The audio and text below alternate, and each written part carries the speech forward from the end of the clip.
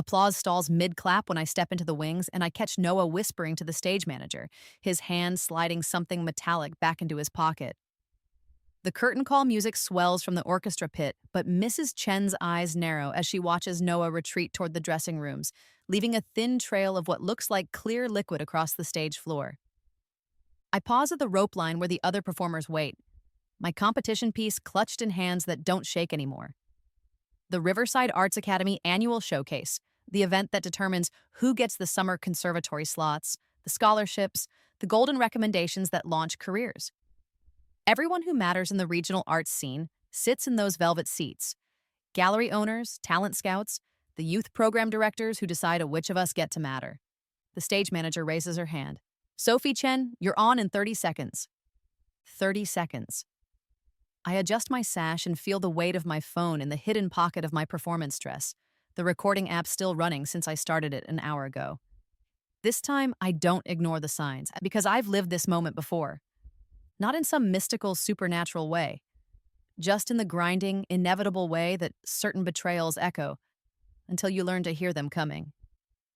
The first time was freshman year when Noah accidentally double-booked the practice room before my scholarship audition. The second was junior year when my original monologue somehow ended up being performed by his girlfriend at regionals. Each time, I told myself it was coincidence, bad luck, the natural friction of competitive arts programs. But tonight, watching him slide that tube of theatrical lubricant back into his pocket while the stage manager wasn't looking, I understand the pattern.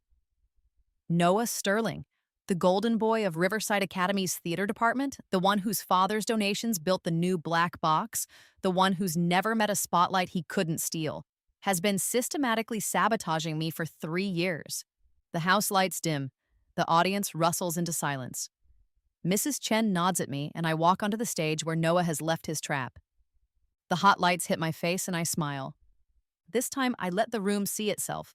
My piece is Portia's Mercy speech from The Merchant of Venice, a choice that raised eyebrows when I submitted it. Too classical, some said. Too ambitious for a 17-year-old. But standing here now, feeling the slight tackiness of the stage floor beneath my feet, I understand why some part of me knew to choose it months ago. The quality of mercy is not strained, I begin, and my voice carries to the back rows without effort. It droppeth as the gentle rain from heaven upon the place beneath. I move through the speech's opening passages, my blocking taking me in a careful arc across the stage. I can feel the slick patch Noah prepared, positioned perfectly where my climactic turn should be. In the wings, I catch a glimpse of his face, eager and expectant. What he doesn't know, what none of them know, is that I've been preparing for this moment all semester. Not just memorizing lines and perfecting gestures, but studying the art of viral performance, the alchemy that transforms moments of vulnerability into cultural currency. It is twice blessed, I continue, letting my voice drop to a whisper that forces the audience to lean forward. It blesseth him that gives, and him that takes. I approach the slick spot, and for a heartbeat I consider avoiding it.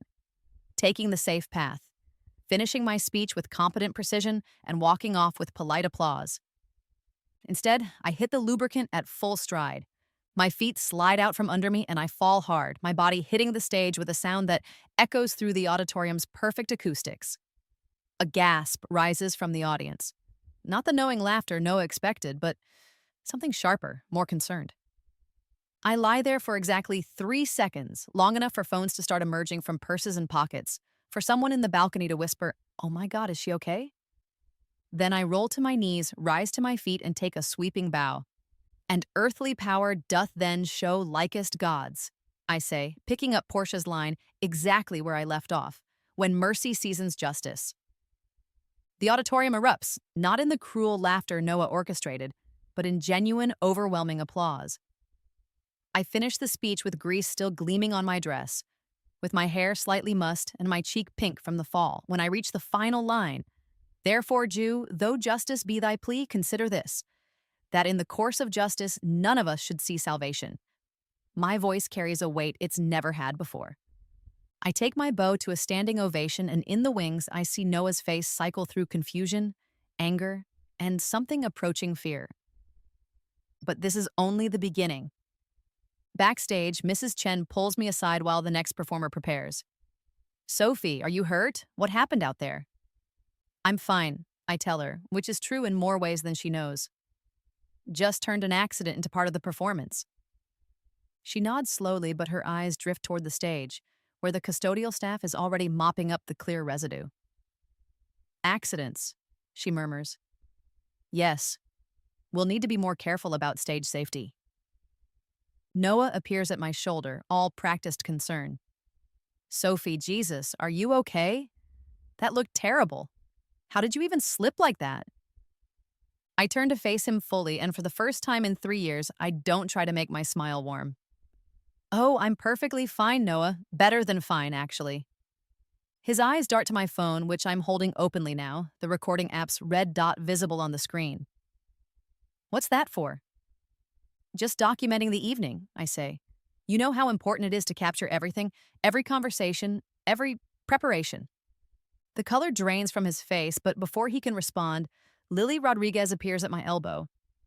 Lily runs the school's social media team and manages the live streams for major events. She's also been quietly documenting Noah's behavior for months, though I only learned this recently. Sophie, that was incredible, she says, brandishing her own phone. The video's already going viral. Stage Slip Redemption is trending locally and someone tagged the Regional Arts Council. They want to know who you are? Noah forces a laugh. Viral? Come on, it was just a little fall. These things happen in theater. Do they? Lily asks, and there's something pointed in her tone. Because I've been looking at the stage prep footage from our security cameras, and it's interesting how some accidents seem to have such clear, preventable causes. The conversation pauses as the next performer finishes, and the audience settles into the intermission. Around us, other students cluster and whisper, phones out, checking social media feeds that are indeed lighting up with clips of my performance. This is where the evening could end, with viral fame, recovered dignity, and Noah properly warned off. But I've learned that half measures only buy temporary peace. I excuse myself to the dressing room, where I have 15 minutes before the showcase's second act begins. 15 minutes to execute the plan I've been building for weeks. The dressing room mirrors reflect my flushed face and grease-stained dress, but they also show me the thumb drive I've taped beneath the vanity table. It contains 3 years of carefully compiled evidence.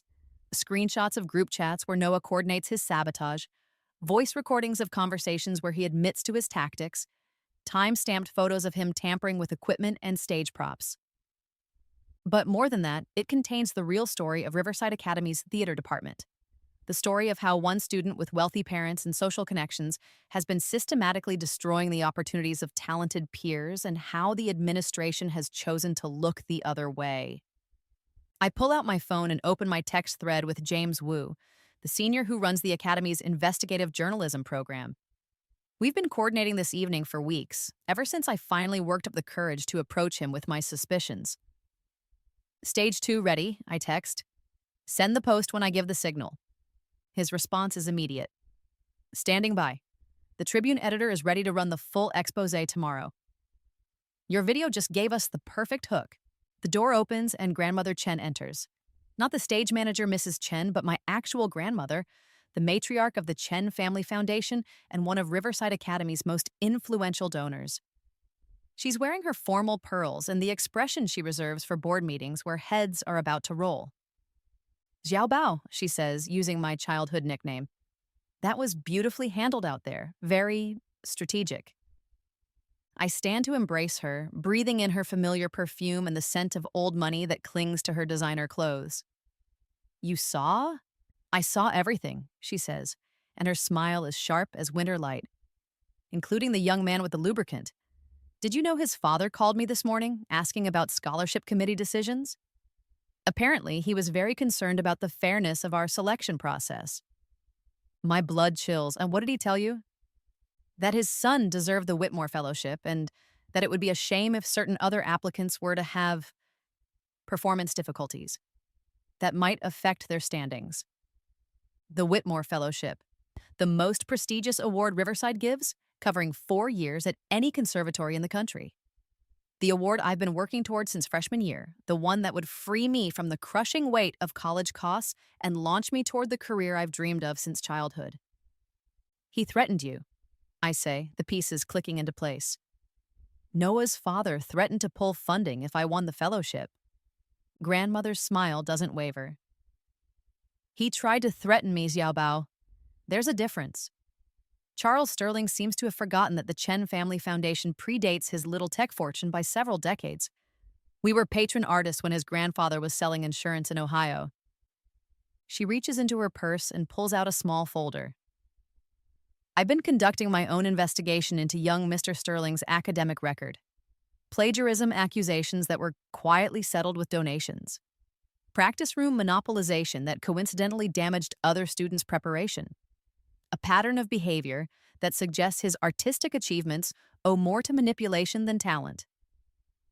I take the folder, my hands steady now, despite the magnitude of what's happening. What do you want me to do? Nothing dramatic, she says. Simply finish what you started tonight. Let the truth speak for itself. A knock on the door interrupts us. 5 minutes to places, calls Mrs. Chen's voice. That's my cue, I say, straightening my stained dress and running fingers through my disheveled hair. Grandmother, will you do something for me? Of course. I hand her my phone, already queued to James Wiyu's number. When I take my final bow tonight, send him this text. Now. She nods, understanding passing between us without need for explanation. This is what it means to come from a family that built its fortune on strategic patience, on knowing when to reveal strength that others assumed you didn't possess. I walk back toward the stage where the second act is about to begin. But first, I make one stop. Noah is in the wings preparing for his own performance, a contemporary piece about artistic integrity that would be ironic if it weren't so perfectly, nakedly hypocritical. He's changed into a simple black shirt and jeans, the costume of someone who wants to appear humble and authentic. Break a leg out there, I tell him, and my tone is bright enough that anyone listening would hear simple collegiality. But his eyes narrow. What are you planning, Sophie? Planning? I let confusion color my voice. I'm not planning anything. I already did my piece, remember? The one where I fell down and got back up? You know what I mean. Actually, I don't. I step closer, lowering my voice to a whisper that won't carry to the other performers nearby. But I do know that you've been underestimating me for 3 years. Did you really think I wouldn't eventually notice the pattern? The convenient accidents, the last-minute changes, the way opportunities disappear right before I'm supposed to get them? His jaw tightens. You can't prove anything. Can't I? I smile, the same smile I gave the audience when I rose from my fall. Noah, the thing about going viral is that people start paying attention. And when people pay attention, they notice things they might have missed before. Mrs. Chen's voice calls for places, and I turn to go, but Noah catches my arm. Sophie, wait. Look, maybe we got competitive, okay? Maybe some things happened that shouldn't have. But we're both going to graduate soon, and there's no point in making this into something bigger than it needs to be. I look down at his hand on my arm, then back up at his face. For just a moment, I see genuine fear there, the first crack in his golden boy armor. You're right, I say quietly. There's no point in making this bigger than it needs to be, but Noah, it's already exactly as big as it needs to be. I pull free and walk onto the stage for the showcase's closing number, a group piece where all the performers join together for a final song. It's meant to be celebratory, a moment of unity and shared artistic purpose. I take my place in the formation, my stained dress a stark contrast to everyone else's pristine costumes. But as the music begins, something remarkable happens. The other performers, one by one, begin to adjust their positions.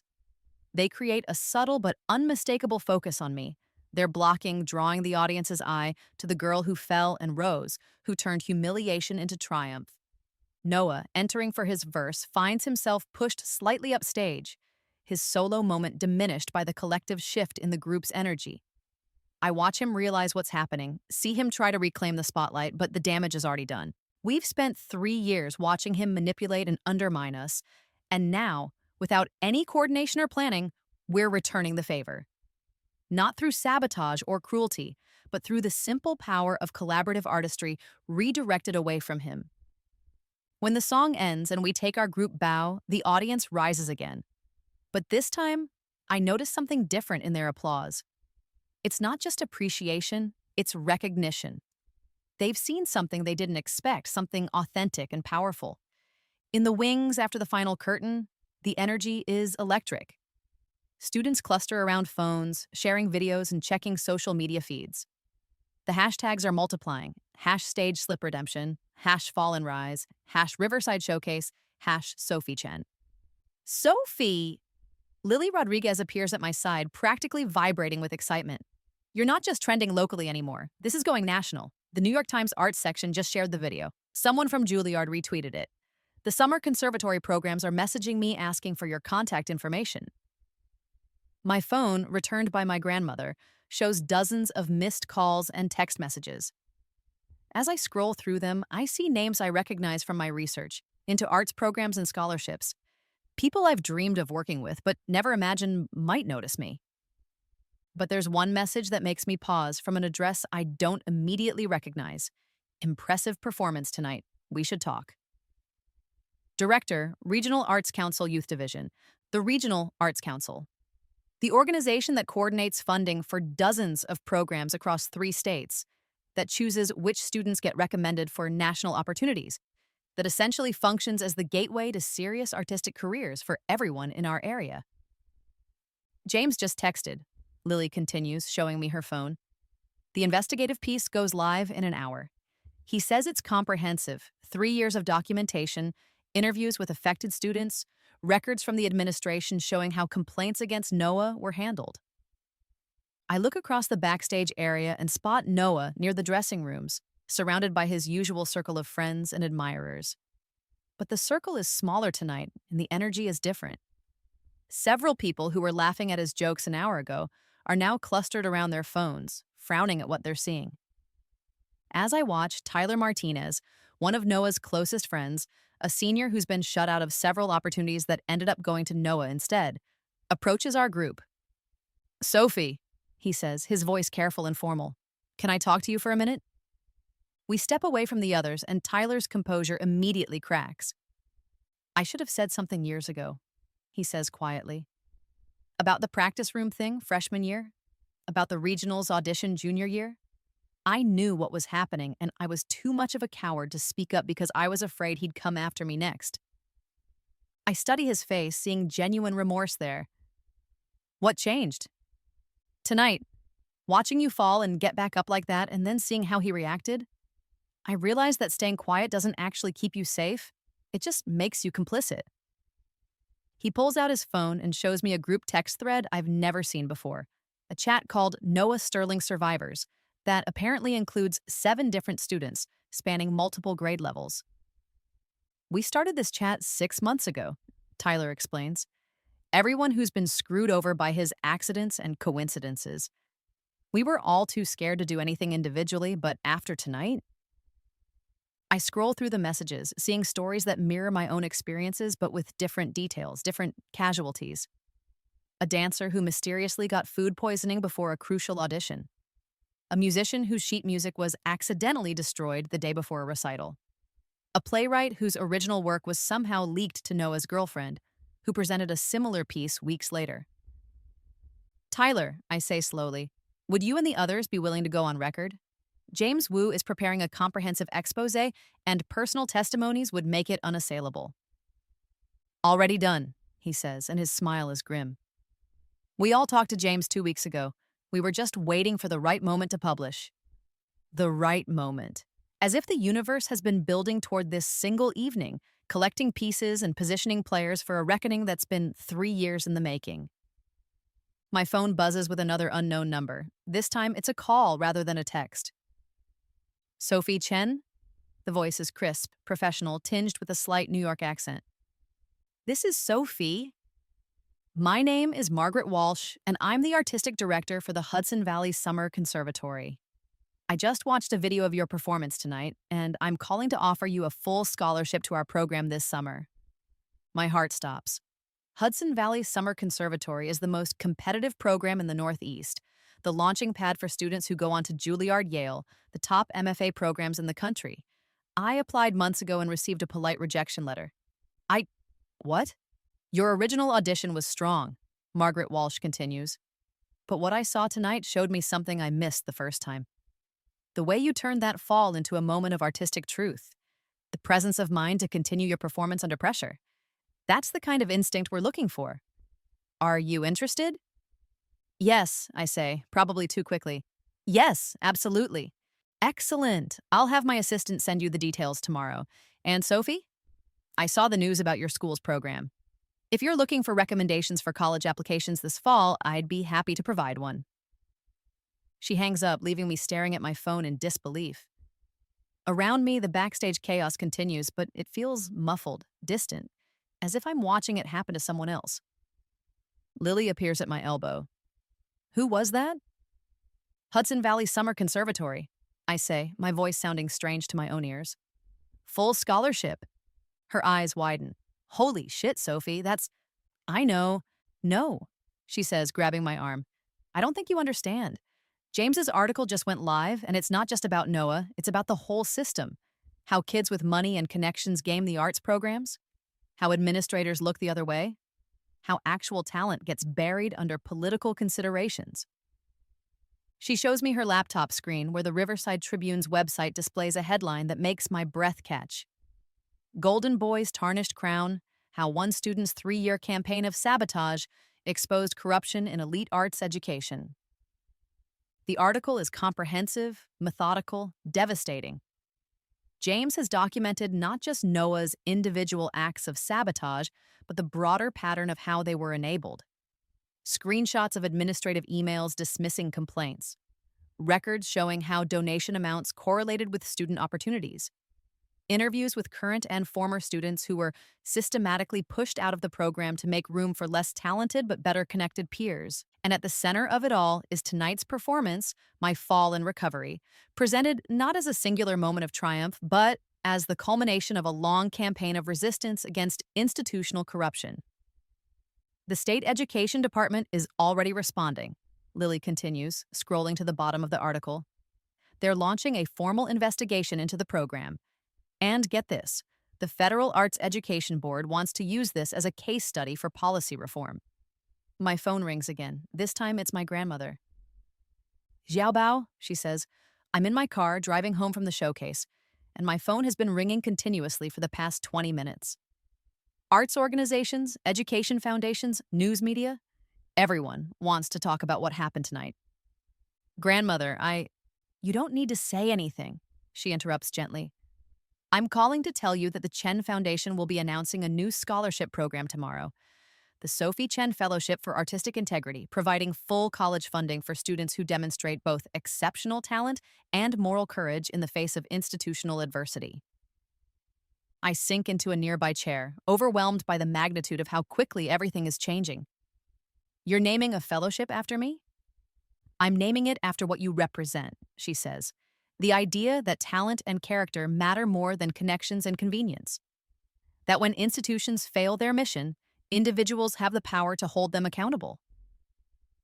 Through the backstage doorway, I can see into the auditorium where parents and faculty are still mingling, their conversations more animated than usual. Several people are gathered around Mrs. Chen, who's gesturing emphatically while showing something on her phone. And near the back wall, almost lost in the shadows, I see Noah talking urgently with his father, a tall man in an expensive suit whose face is growing redder as the conversation continues. Sophie, my grandmother's voice draws my attention back to the phone. There's something else you should know. Charles Sterling called me again 20 minutes ago. He wanted to discuss damage control and mutually beneficial solutions. What did you tell him?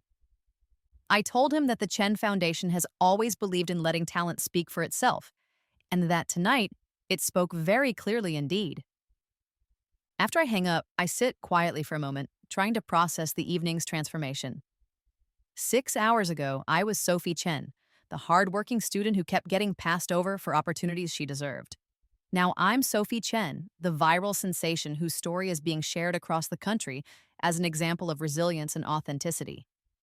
But more than that, I'm Sophie Chen, who finally stopped accepting that things just happened to me, who chose to gather evidence and build alliances and wait for the right moment to reveal what I knew. Tyler approaches again, his phone in his hand.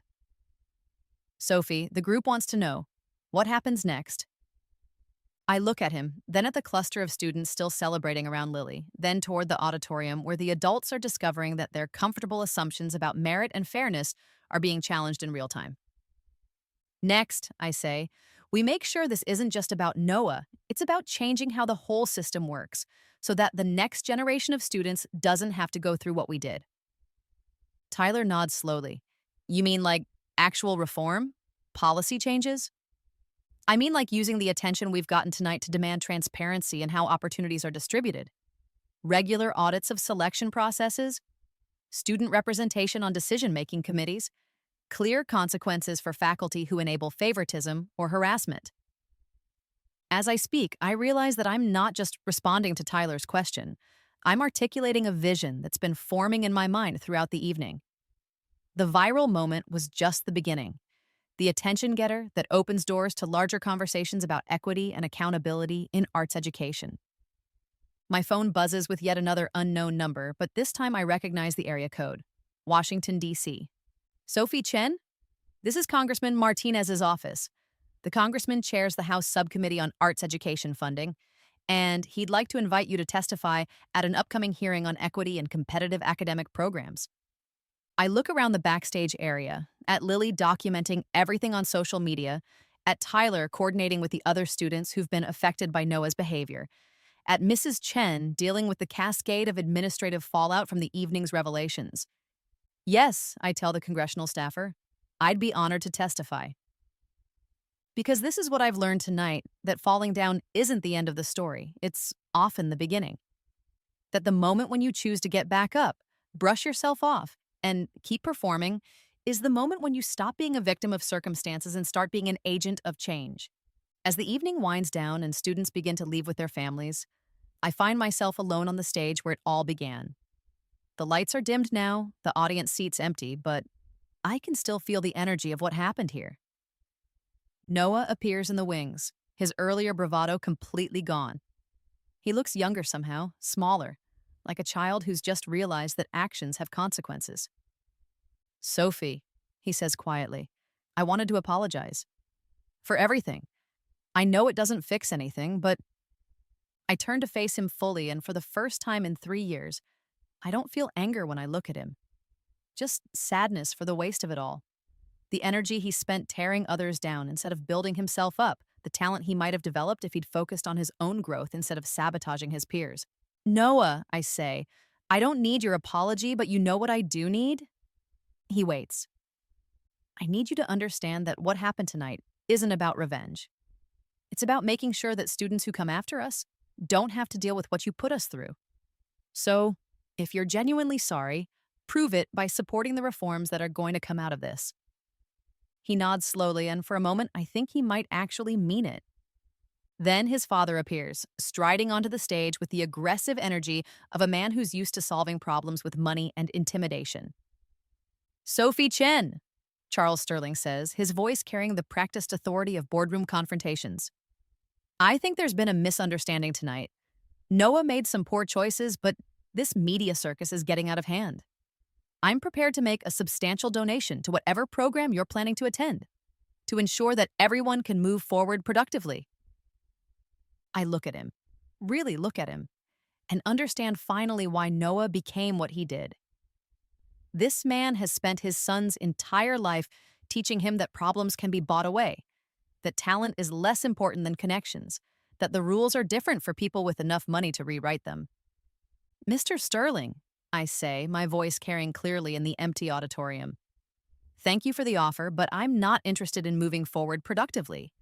I'm interested in moving forward honestly. His face reddens.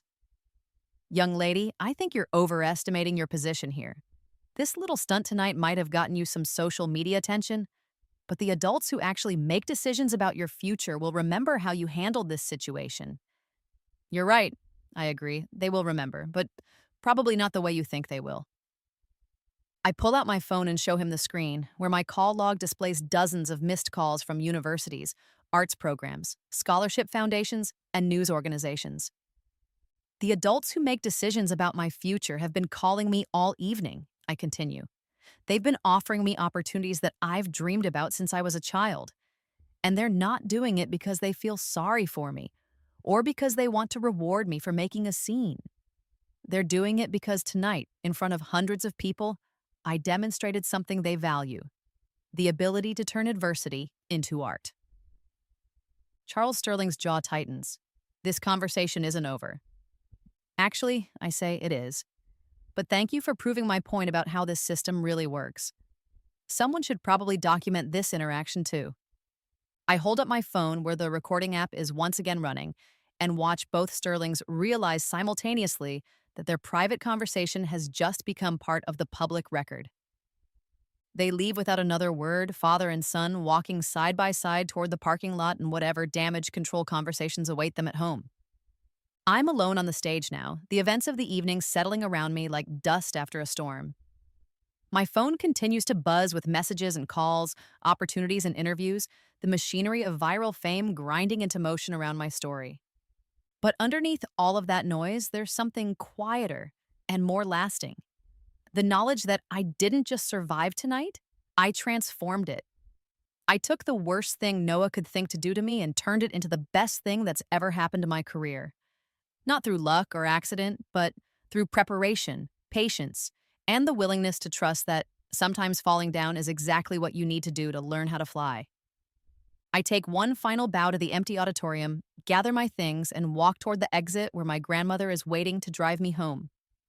Tomorrow, there will be interviews and meetings, scholarship applications to complete, and testimony to prepare. But tonight, I am Sophie Chen, trending worldwide, and I am finally completely unafraid. 1 month later, the hashtag #StageSlipRedemption has been shared over 2 million times. The federal investigation into arts education funding has led to new oversight requirements at schools nationwide. Noah Sterling transferred to a different school, where, by all accounts, he's focusing on his own performances rather than sabotaging others. And Sophie Chen began her freshman year at Juilliard on a full scholarship, having been personally recruited by their admissions director after her testimony before Congress went viral. Sometimes the best revenge is simply refusing to let other people's failures define your success.